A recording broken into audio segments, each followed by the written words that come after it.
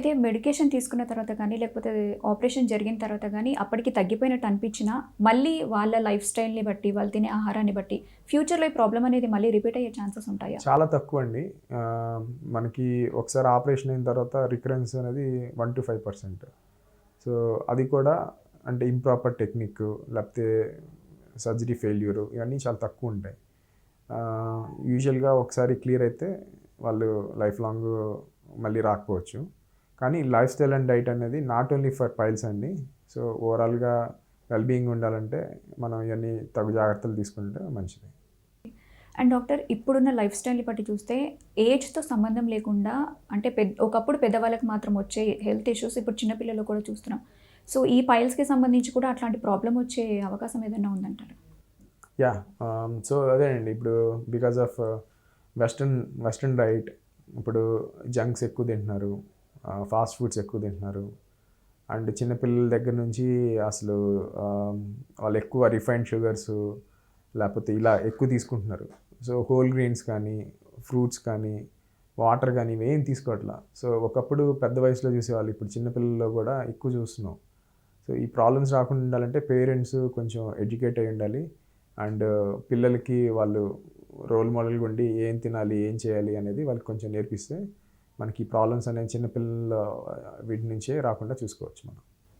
అంటే ఈ సింప్టమ్స్ మీరు ఏవైతే చెప్పారో అవి కనిపిస్తున్నా కూడా పెద్దగా సీరియస్‌గా తీసుకోని వాళ్ళకి మీరిచ్చే సజెషన్ ఏంటి?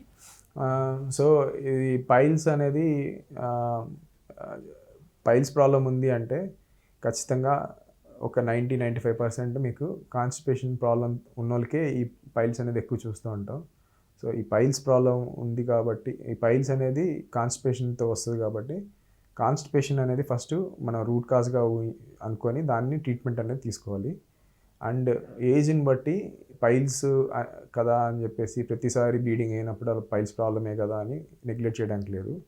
After the age of 50 even though piles ఉన్నా కూడా బ్లీడింగ్ గనుక అవుతా ఉండి దాంతోపాటు వెయిట్ లాస్ కానీ లేకపోతే ఆకలి కాకపోవడము ఇలాంటితో పాటు రీసెంట్‌గా ఏమన్నా బౌల్ హ్యాబిట్స్ చేంజ్ అవ్వడం అంటే ఎక్కువ మోషన్ ఎప్పుడు లూజ్‌గా అయ్యే వాళ్ళకి సడెన్‌గా కాన్‌స్టిపేషన్ డెవలప్ అవ్వడం లేకపోతే కాన్‌స్టిపేషన్ వాళ్ళకి లూజ్ మోషన్స్ అవ్వడం ఇట్లాగా ఏమైనా ఆల్టర్డ్ బౌల్ హ్యాబిట్స్ ఉన్నా కూడా ఖచ్చితంగా డాక్టర్‌ని కలవాలి. అండ్ కొలనోస్కోపీ అనేది చేయించుకోవడం ద్వారా మనం పెద్ద పెద్ద ప్రాబ్లమ్స్ నుంచి అవాయిడ్ చేయగలుగుతాం. దీనికి ఆపరేషన్ ఎందుకు అని చెప్పి లేకపోతే ఇంకొంతమంది ఉంటారు. అంటే ఈ మెడిసిన్స్ కంటే కూడా నాటు వైద్యం చేయించుకుంటే ఈ సమస్య అనేది పూర్తిగా పోతుంది అని. బట్ స్టిల్ అది వాడిన తర్వాత కూడా వాళ్ళు ఇంకా ప్రాబ్లమ్ అనేది చూస్తూ ఉంటారు కదా! సో, దీనికి మీరేం చెప్తారు? నాటు వైద్యం అనేది తీసుకోవడం మంచిదా? కాదా? సో, నాటు వైద్యము ఇవన్నీ ఏ అంటే ఏజ్ ఓల్డ్ టెక్నిక్స్ అండి అవన్నీ. సో, అప్పట్లో మనకి ఆధునిక వైద్యం అందుబాటులో లేనప్పుడు సో, ఇవన్నీ కూడా ప్రాక్టీస్ చేసేవాళ్ళు.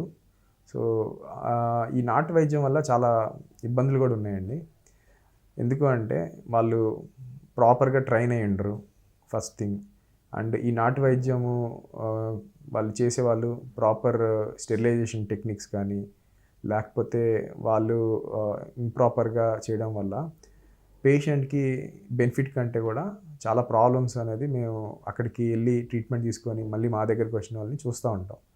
సో, ఫస్ట్ థింగ్ ఏందంటే వీళ్ళు స్టెరిలైజేషన్ టెక్నిక్స్ సరిగ్గా ఉండవండి. వీళ్ళు ఎలా పడితే అలాగా కోయడాలు, ఆ బ్లేడ్లు లేకపోతే ఇవన్నీ స్టెరిలైజ్ కాకపోతే ఒకళ్ళకి ఏమైనా ఇన్ఫెక్షన్స్ ఉంటే అదే ఇన్ఫెక్షన్స్ తర్వాత చేయించుకున్న వాళ్ళందరికీ వచ్చే అవకాశాలుంటాయి.